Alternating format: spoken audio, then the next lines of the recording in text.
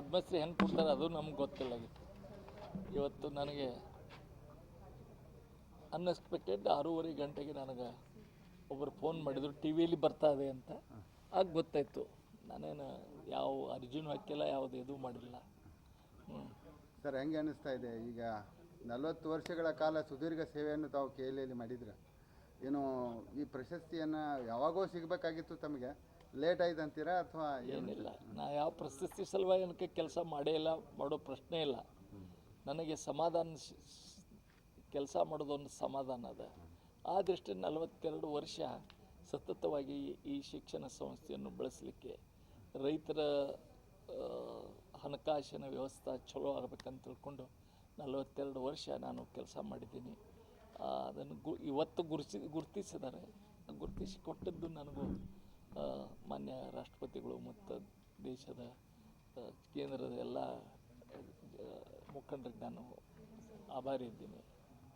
Sir, ಈ ಹಿಂದೆ ಕೂಡ ರಾಜ್ಯೋತ್ಸವ ಪ್ರಶಸ್ತಿ ಘೋಷಣೆ ಮಾಡಿದಾಗ ತಾವು ಹೋಗಿರಲಿಲ್ಲ ತಗೊಳ್ಳಿಕ್ಕೆ. ಸ್ವತಃ ಕುಮಾರಸ್ವಾಮಿ ಅವರೇ ನಿಮ್ಮ ಮನೆ ಬಾಗಿಲಿಗೆ ಬಂದು ಆ ಗೌರವವನ್ನು ಸಲ್ಲಿಸಿದ್ರು ನಿಮಗೆ, ರಾಜ್ಯೋತ್ಸವ ಪ್ರಶಸ್ತಿಯನ್ನು. ಹೌದು, ಯಾಕಂದರೆ ನನಗೆ ಹೆಲ್ತ್ ಸರಿ ಇಲ್ಲಾಗಿದ್ದಾಳೆ. ಅದಕ್ಕೆ ಕುಮಾರಸ್ವಾಮಿ ಅವರು ಮುಖ್ಯಮಂತ್ರಿಗಳಿದ್ದರು. ನನ್ನ ಮನೆಗೆ ಬಂದು ನಾನು ಹೋಗಲಿಕ್ಕೆ ಆಗಲಿಲ್ಲ. ನನ್ನ ಮನೆಗೆ ಬಂದು ಆ ಪ್ರಶಸ್ತಿಯನ್ನು ಕೊಟ್ಟದ್ದು ಇದು ಐತಿಹಾಸಿಕ ಉದಾಹರಣೆ ಅದ. ಸರ್, ಈಗ ಪ್ರಶಸ್ತಿ ಅಂತೂ ಸಿಕ್ಕಿದೆ. ಈ ಪ್ರಶಸ್ತಿಯನ್ನು ಯಾರಿಗೆ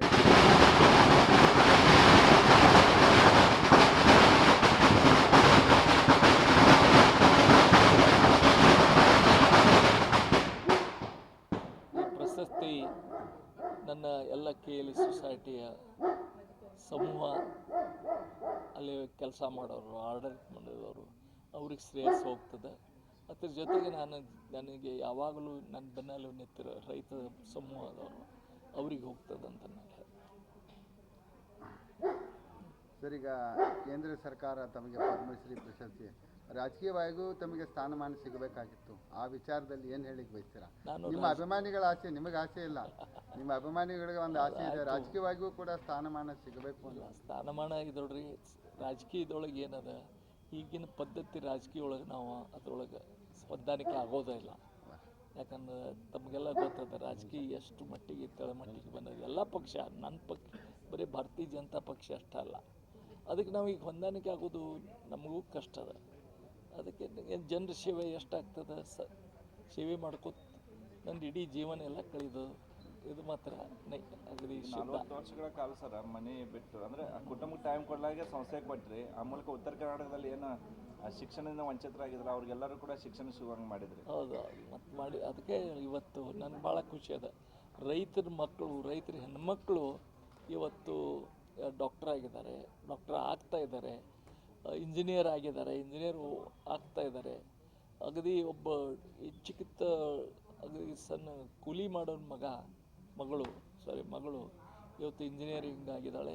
ಅವಳು ಕೆನಡಾದಾಗಿದ್ದಾಳೆ. ಅದಕ್ಕೆ ಅದು ಖುಷಿಯಾದಾಗಿ ಅಂಥ ಬಡವರ ಜನರ ಅವ್ರ ಮಕ್ಕಳು ವಿದ್ಯಾಭ್ಯಾಸ ಓದಿ ಅದರಿಂದ ಇಡೀ ಕುಟುಂಬದ ಆರ್ಥಿಕ ಪರಿಸ್ಥಿತಿ ಚಲೋ ಆಗಿದೆ. ಮನೆ ಇಲ್ಲಾಗಿತ್ತು ಅಂತ ಅವಳ ಮಗಳು ಮನೆ ಕಟ್ಟಿಕೊಟ್ರು ತಂದೆ ತಾಯಿಗೆ. ಇದೇ ಖುಷಿ ನಮಗೆ. ಸರ್, ಈಗ ನೀವು ಕಟ್ಟಿದಂಥ ಸಂಸ್ಥೆಗಳು ಈಗ ಇಡೀ ಜಗತ್ತಿನ ಮೂಲೆಯಲ್ಲಿಯೂ ಕೂಡ ನಿಮ್ಮ ಅಂಗಸಂಸ್ಥೆಗಳಿದ್ದಾವೆ. ನಿಮ್ಮ ಸಂಸ್ಥೆಗಳಲ್ಲಿ ಕಲ್ತಂಥವರು ಇಡೀ ಜಗತ್ತಿನಾದ್ಯಂತ ಇರ್ತಾರೆ. ಈಗ ಮುಂದೆ ಈ ಸಂಸ್ಥೆ ಮೂಲಕ ಯಾವ ರೀತಿಯ ಮತ್ತೆ ಸೇವೆ ಮಾಡಬೇಕನ್ನುವಂಥದ್ದು ಆಸೆ ಇದೆ? ಅಲ್ಲ, ಎಲ್ಲೆಲ್ಲಿ ಅನ್ಯಾಯ ಇನ್ನೂ ಸಂಸ್ಥೆ ಯಾವ್ಯಾವ ಭಾಗದಲ್ಲಿಲ್ಲ ಅಥವಾ ಯಾವುದು ವಿಷಯದಲ್ಲಿ ಶಿಕ್ಷಣ ಕೊಡೋ ವಿಷಯ ಇಲ್ಲ, ಅವತ್ತನ್ನು ಮುಂದುವರಿಸ್ಬೇಕಂತ ನನ್ನ ವಿಚಾರ ಅದ. ಇವತ್ತು ನಾ ಶಿಕ್ಷಣ ಸಂಸ್ಥೆಯಲ್ಲಿ ನಿನ್ನೆ ಇಲೆಕ್ಷನ್ ಆದರೆ ನಾನು ನೆತ್ತಿಲ್ಲ ಅದಕ್ಕೆ. ಯಾಕಂದರೆ 42 ವರ್ಷ ಆಯಿತು, ನಾನು 78 ವರ್ಷ ಈಗ ಮುಗಿತಾ ಇದ್ದಾವೆ. ಯುವಕರಿಗೆ ಬಿಟ್ಟುಕೊಟ್ಟಿದ್ದೀವಿ, ಯುವಕರೆಲ್ಲ ಇನ್ನು ಮುಂದೆ ಅದು ಒರೆಸ್ಬೇಕಂತ. ಅದು ತಾವು ರಾಜಕೀಯವಾಗಿಯೂ ಸ್ವಲ್ಪ ಕ್ರಿಯಾಶೀಲ ಆಗಬೇಕನ್ನುವಂಥದ್ದು ನಿಮ್ಮ ನಂಬಿದವ್ರದ್ದು ಆಸೆ, ನಿಮ್ಮ ಫಾಲೋವರ್ಸ್. ಅದೇ ಅಂದರೆ ಆ ಸಿಸ್ಟಮ್ದೊಳಗೆ ನಾವು ಅದನ್ನು ಕೂಡ್ರಲ್ಲ ಈಗಿನ ರಾಜಕೀಯ ಸಿಸ್ಟಮ್ದೊಳಗೆ. ಕೊನೆಯದಾಗಿ ಪ್ರಶಸ್ತಿ ಅಂತೂ ಬಂದಿದೆ. ಏನು ನಿಮ್ಮ ಅಭಿಮಾನಿಗಳಿಗೆ, ನಿಮ್ಮ ಫಾಲೋವರ್ಸ್ಗಳಿಗೆ ಮತ್ತು ನಿಮ್ಮ ಜೊತೆ ನಿಂತು ಕೆಲಸ ಮಾಡಿದವ್ರಿಗೆ ಏನು ಹೇಳಬೇಕು?